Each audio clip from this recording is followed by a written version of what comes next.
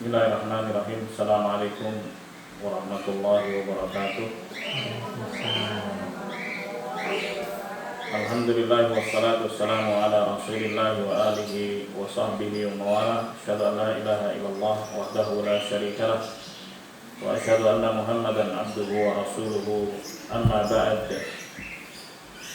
Jemaah sekalian yang dimuliakan Allah, pagi hari ini kembali kita membaca kitab kita Riyadhus Shalihin, masih di bab tentang anjuran untuk ikhlas dan menghadirkan niat pada seluruh amalan yang tampak maupun yang tersembunyi. Nah, pada pertemuan yang lalu telah disampaikan bahwa makna ikhlas adalah memurnikan amalan hanya untuk Allah. Itu definisinya. Memurnikan amalan hanya untuk Allah Subhanahu wa ta'ala. Misalnya sholat, Allah yang perintahkan kita sholat, maka kita kerjakan sholat itu karena Allah Subhanahu wa ta'ala. Itulah yang disebut dengan ikhlas. Puasa Ramadan yang perintahkan Allah, maka kita kerjakan puasa Ramadan itu karena Allah. Itulah makna al-ikhlas. Wa ma umiru illa liya'budullaha mukhlishina lahuddin. Dan tidaklah mereka diperintah melainkan agar memurnikan amalan hanya untuk Allah Subhanahu wa ta'ala. Nah, lalu dibawakan hadis yang kedua di bab ikhlas ini, yaitu hadis Ummul Mukminina Ummi Abdillah Aisyah radhiyallahu anha. Beliau mengatakan, qala Rasulullah sallallahu alaihi wasallam, bahwa Rasulullah sallallahu alaihi wasallam pernah bersabda, yaghzu jaisunil Ka'bah, nanti ada sekelompok pasukan yang akan menyerang Ka'bah. Ini adalah berita gaib, dan ini belum kejadian. Pasukan itu bukanlah pasukan Abraha yang hendak menyerang Ka'bah, karena kita sudah tahu endingnya. Kita sudah tahu bagaimana akhir Abraha dan pasukan bergajahnya, seperti yang tersebut dalam surat Al-Fil. Pasukan ini belum pernah datang sampai detik ini, bahkan sampai detik ini. Jadi ini betul-betul berita masa depan. Dan yang diucapkan Nabi SAW ini termasuk perkara gaib. Nabi berbicara tentang sesuatu yang tidak terlihat, nggak kasat mata. Yang disampaikan oleh beliau itu wahyu dari Allah Subhanahu wa ta'ala. Allah berfirman dalam surat An-Najm 3 dan 4, wa ma yantiqu 'anil hawa in huwa illa wahyuha. Muhammad sallallahu alaihi wasallam tidak berbicara semaunya, akan tapi yang diucapkan berdasarkan wahyu.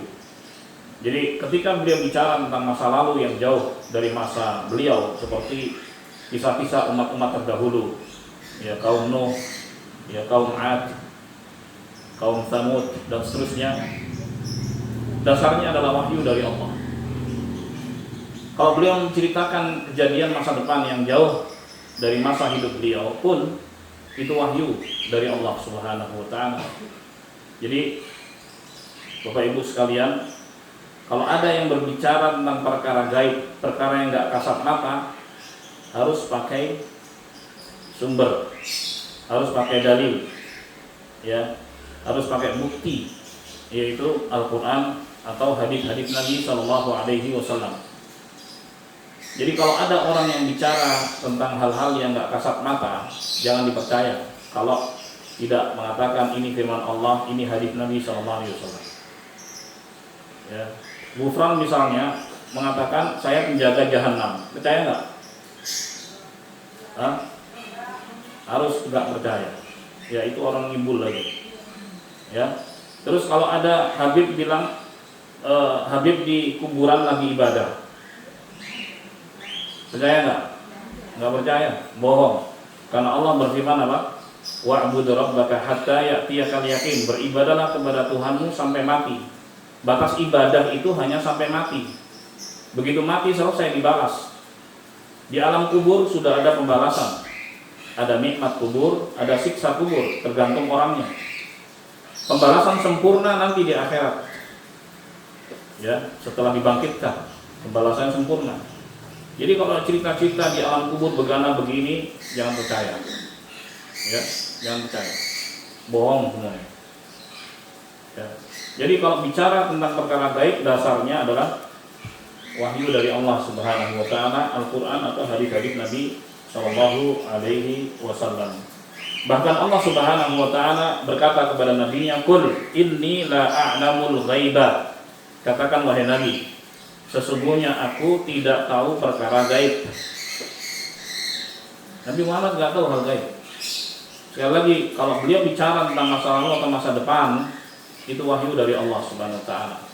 Kalau beliau bicara akan terjadi begini, begitu dan seterusnya, itu wahyu dari Allah Subhanahu wa taala, bukan ramalan. Oleh sebab itu, kita nggak boleh percaya kepada omongan dukun. Ya. Yang percaya, maka dia kafir. Siapa yang bilang? Nabi Muhammad SAW. Kata beliau, "Man ata kahinan wa saddaqa bima yaqulu faqad kafara bima unzila ala Muhammad SAW." Barang siapa yang mendatangi dukun dan percaya omongannya, berarti dia telah kafir terhadap Al-Quran yang dibawa oleh Muhammad SAW. Kenapa? Karena Al-Quran mengatakan yang tahu hal gaib hanya siapa? Hanya Allah. Nabi Muhammad aja nggak tahu. Tiba-tiba nih ada orang ngaku-ngaku tahu hal gaib. Ya, berarti nggak sama, nggak cocok dengan apa yang ada dalam Al-Quran. Kalau orang ngakunya beriman pada Al-Quran, dia harus percaya Al-Quran. Al-Quran bilang yang tahu hal gaib hanya Allah. Maka tinggalkan berbagai macam perdukunan dan produknya. Tinggalkan orang-orang yang bicara tanpa dasar dari Al-Quran atau hadis, bicara tentang hal gaib seperti kufran dan semisalnya, seperti habaib dan semisalnya. Orang-orang yang menyimpang dari jalan Allah Subhanahu wa taala, tinggalkan. Ya. Itu tidak mengajak kepada jalan kebenaran, akan tapi mengajak kepada kesesatan dan penyimpangan. Allahumma musta'an. Jamaah sekalian yang dimuliakan Allah. Nah, di sini Nabi SAW mengatakan yaghzu jaysunil Ka'bah. Nanti ada sekelompok pasukan yang akan menyerang Ka'bah. Dan menurut sejarah sampai detik ini belum kejadian. Yang pernah cuma Abraha aja. Kalau Abraha itu di saat Nabi lahir di tahun gajah, itu Abraha. Ya kan? Itu pun nggak kejadian. Mereka yang dihancurkan, dibinasakan oleh Allah SWT. Nah, pasukan ini belum pernah terjadi, kata Allah. Belum pernah datang, tapi akan datang. Fa idza kanu bi baida'an minal ard, ketika mereka berada di sebuah tanah lapang yang sangat luas, karena mereka harus konsolidasi, ya kan, melakukan persiapan-persiapan untuk menyerang Ka'bah. Apa kata Rasulullah? Yukhsafu bi awwalihim wa akhirihim. Maka seluruh mereka ditenggelamkan oleh Allah, semuanya ditelan oleh bumi. Ya, kalau Abraha dan pasukannya kan dilempari oleh batu-batu kecil ya dari Sijil yang membakar mereka, ya kan, sampai tembus ya seperti dedaunan yang dimakan ulat bolong-bolong gitu kan. Abraha sendiri terluka, tapi dia kabur ke Sanaa, ke Yaman, masih hidup dan tewas di sana. Baik. Nah ini enggak, kalau ini ditenggelamkan oleh Allah ke dalam bumi, ditelan oleh bumi.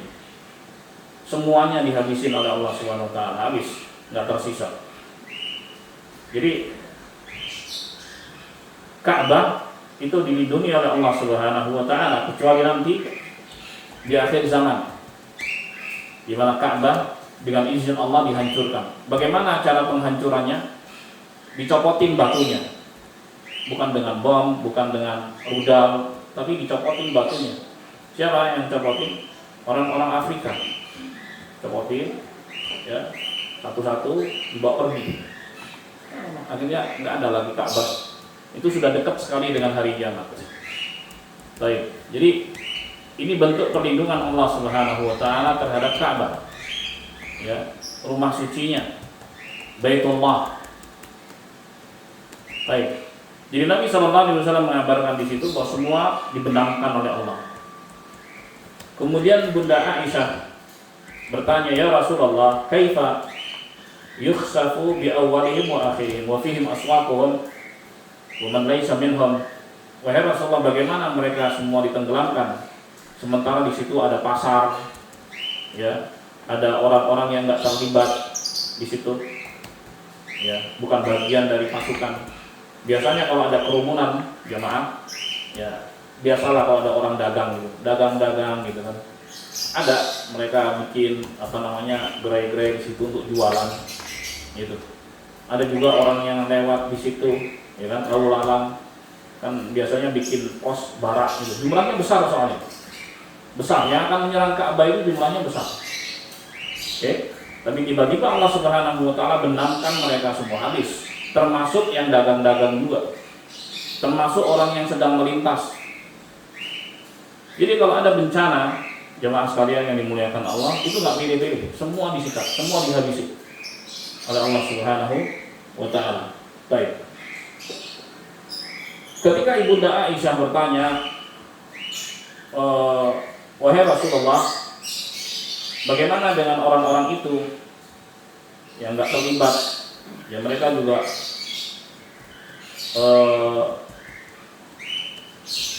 nggak ikut-ikutan, tapi ikut dibenamkan. Kata Nabi SAW, yukhsafu bi awwalihim wa akhirihim, thumma yub'atsuna ala niyatihim. Mereka dibenamkan semuanya, tapi nanti di akhirat akan dibangkitkan sesuai dengan niatnya masing-masing. Sesuai dengan niatnya masing-masing. Jadi kalau memang nggak ada keterlibatan, ya dia selamat aja. Ya, sesuai dengan ngapain dia ada di situ. Apakah itu bantu, ya, ataukah hanya sekedar lewat saja. Nanti akan dibangkitkan sesuai dengan kadar niatnya masing-masing. Kalau niatnya hanya sekedar lewat saja dan dia terlibat untuk menghancurkan Ka'bah, maka tidak akan dihukum oleh Allah Subhanahu wa ta'ala. Jemaah sekalian yang dimuliakan Allah, ini menunjukkan bahwa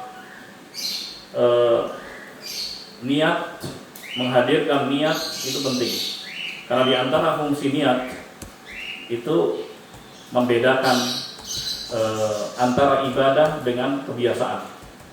Itu di antara fungsi niat. Ya.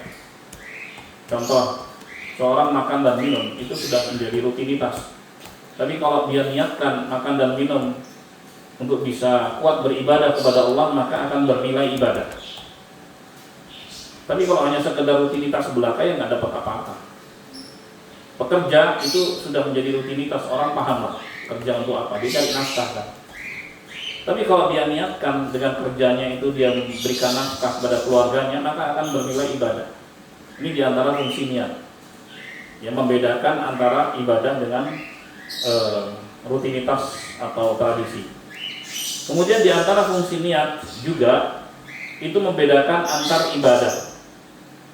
Membedakan antar ibadah. Satu ibadah dengan ibadah yang lain. Contohnya, ketika seorang sholat jamak misalnya, dia gabungkan dua sholat dalam satu waktu, zuhur asar, itu sama. Ya, seluruh aktivitasnya sama. Yang bedain apa? Yang bedain niatnya. Ya kan? Jamak takdim misalnya sholat pertama sholat zuhur, sholat yang kedua adalah sholat asar. Zuhur dan asar seluruhnya sama aktivitasnya. Yang bedakan niatnya. Ini diantara fungsi niat. Ya, contoh lagi, mandi misalnya. Ya, kalau mandi dalam rangka menyegarkan tubuh dengan mandi janabah misalnya, yang membedakan adalah niatnya. Walaupun yang dilakukan sama, karena minimal sahnya mandi janabah itu basah seluruh tubuh. Basah seluruh tubuh. Kalau sempurnanya, ya Diawali dengan cuci tangan, kemudian membersihkan kemaluan, kemudian setelah itu berwudu, kemudian menuangkan air di kepala, memastikan bahwa air itu meresap ke kulit kepala, ya kan? Dan ini yang disebut dengan keramas. Kalau dulu nggak pakai sampo, nggak ada.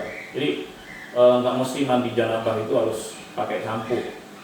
Yang penting dipastikan bahwa air itu meresap ke kulit kepala. Nah setelah itu baru diguyur, diratakan ke seluruh tubuh. Itulah mandi janabah. Termasuk juga mandi haid, seperti mandi nifas juga seperti itu. Oke. Tapi minimalnya basah seluruh tubuh selesai dengan niat tadi. Janabah atau mandi haid atau mandi nifas.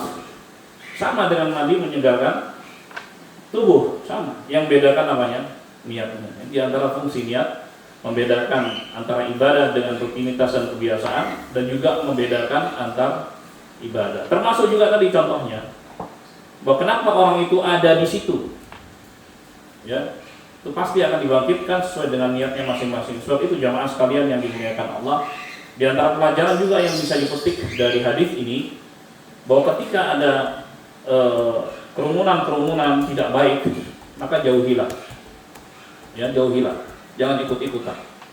Ya, walaupun kadang orang pingin nonton, ya, khawatirnya apa? Bisa terlibat. Ya, kalau ada apa-apa bisa terlibat. Entah itu peluru nyasar, entah itu tertabrak, entah itu ketiban genteng, entah itu terlempar batu, macam-macam kan? Macam-macam. Jauh. Seperti ini contoh. Dia nggak ada niatan untuk bergabung atau membantu pasukan yang hendak menyerang Ka'bah, enggak, tapi hanya lewat aja, tahu gak teman, mestinya dia menjauh. Kalau tidak, dia akan kena getah. Oleh sebab itu sekali lagi, kalau ada kerumunan tidak baik, lebih baik menahan diri, tidak ikut nonton, tidak ikut terlibat sampai keadaan aman, tenang, baru kemudian silakan dilihat. Kemudian kita memasuki hadis yang ketiga. Qala mu'allif rahimahullah wa an Aisyah radhiyallahu anha qalat qala Nabi sallallahu alaihi wasallam la hijrata ba'dal fathi. Tidak ada hijrah setelah Fathu Makkah. Fathu Makkah itu terjadi tahun ke-8 Hijriah.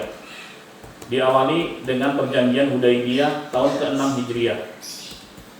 Isi perjanjian Hudaybiyah itu negatif, merugikan Rasulullah dan kaum muslimin. Dilihat dari sisi isinya itu negatif. Ya, kalau nggak dikatakan semuanya maka mayoritasnya negatif. Akan tetapi Allah Subhanahu wa taala menyebutnya sebagai kemenangan. Kenapa? Karena orang-orang kafir Quraisy mengakui eksistensi Nabi Muhammad SAW dan para sahabat sebagai entitas, ya, sebagai kekuatan tersendiri. Oke. Dan itu terjadi saat Nabi dan 1.400 orang hendak melaksanakan umroh. Itu umroh pertama.